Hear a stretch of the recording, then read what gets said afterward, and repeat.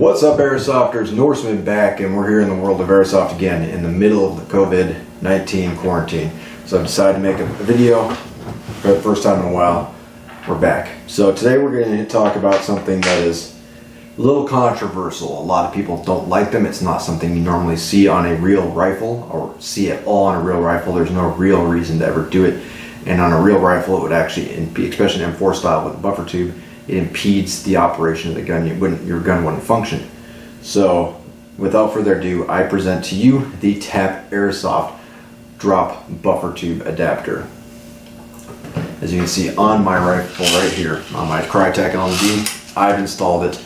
You like it or you hate it, whatever, I am in love. And let me tell you why this is big for me. So I always wear this large helmet. And the reason for that is I wear glasses, so I must have something that isn't really close to my face, like a large goggle set or something like that, so that there's space between my glasses and my eye protection. Didn't like goggles because when I sweat will get onto the glasses. I need to be able to wipe them without having to remove my eye protection. This is set up far enough for my face I can stick my whole hand underneath and with my gloves wipe off any sweat on my glasses and be able to see. Also, it's very well ventilated to allow airflow and reduce the chance of fog. And I have an X-fog for those days where it's humid as hell, which is frequent here in Georgia.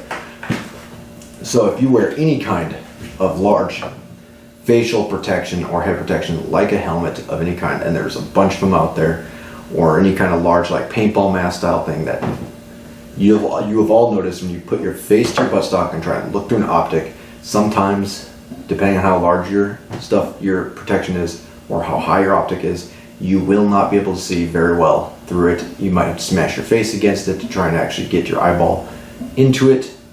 It's a pain in the ass. So what is the solution most people do? Risers, right? You put a riser on your rifle, put your optic on top. It increases the distance between your rifle and the optic, lifting it higher up in the air, thus allowing you, with your large face protection like mine, to be able to see through your optic without an issue. Works great. Even this one as aluminum is like $20 or less, something like that. They're not a bad on price. I have them on my Mark 46 LMG. I've got one on my M14, and I've got one on my Red Salient Arms M4. They all work great. I have no issues. That has been the solution for me to be able to see through my optics. But when it came to my krytac LMG, and I put this riser on with this black owl gear, because this black owl gear is so big and stuff, it just looked horrible. It looked awful. If you follow any of my social media, whether it's Instagram or Facebook, which is also World of Airsoft, you have seen pictures of this thing. It didn't look right. It looked bad. On top of that, because of the mechanism to change the elevation for the sight picture being here in the back as a screw mechanism, the black owl gear, like an L-can, just lifts up and down. When I had it all the way down to try and zero it because of its higher elevation, it still wouldn't zero, and I was out of adjustment. So that became an issue. I couldn't actually zero the black owl gear to my BBs. Kind of defeats the purpose of even having a sight at that point. And it was ugly. So not too long ago, I'd seen on social media, I don't remember where, but I'd seen a rifle with one of these on it. And I went, yeah, that would solve the problem of having to use a riser. Lowering the buttstock half an inch to an inch, or however much this is, it's probably about a solid inch, would reduce the need for my riser, allowing me to put the black owl gear back on the normal Picatinny, bringing back the look of the weapon, and allowing me to actually be able to zero it. So I pulled the trigger. Now this is, like I said, this is Tapp Airsoft. It's Tapp Airsoft. It is a 3D printed polymer, I believe, and it is fantastic. They're about $40, so it's about double the price of one of these. But it's much better than a damn riser. It's not ugly. It's not as ugly and stuff.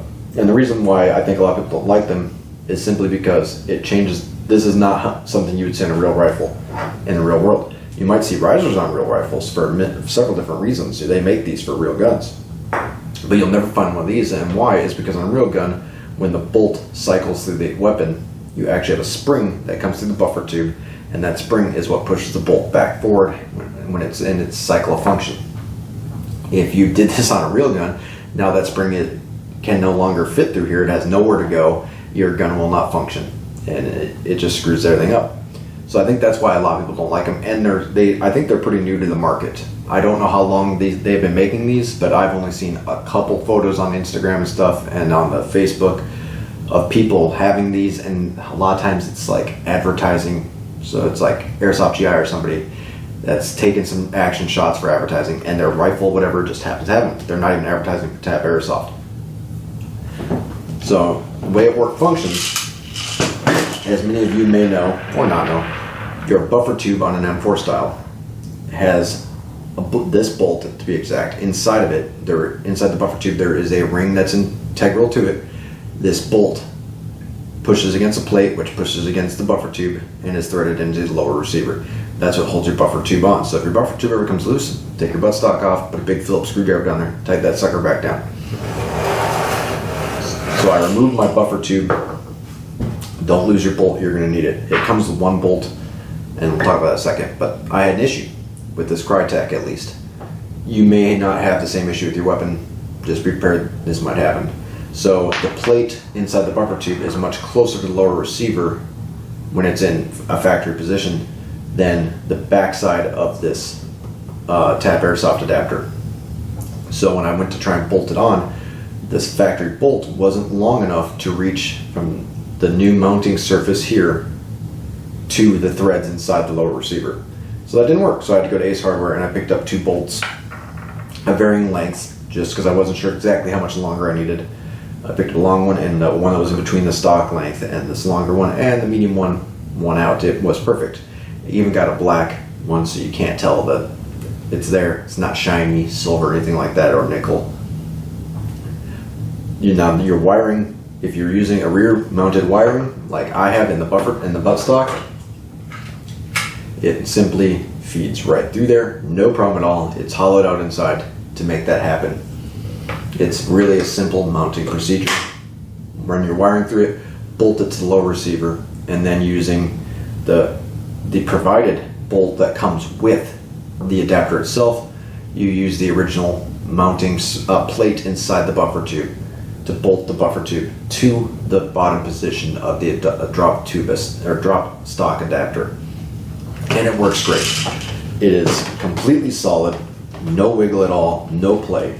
This 3D printed polymer is nice and thick. It's solid. I am not afraid of it at all, of it breaking or anything. And it's not a really big thing that's long or anything that's going to need a lot of pressure against anyways. But it doesn't. That's why we can't have nice things. So it doesn't provide any issues with trying to bring the weapon to my shoulder or anything. It doesn't, honestly, using the weapon doesn't feel any different whatsoever. And since I've installed this, I've already gone out and I've zeroed.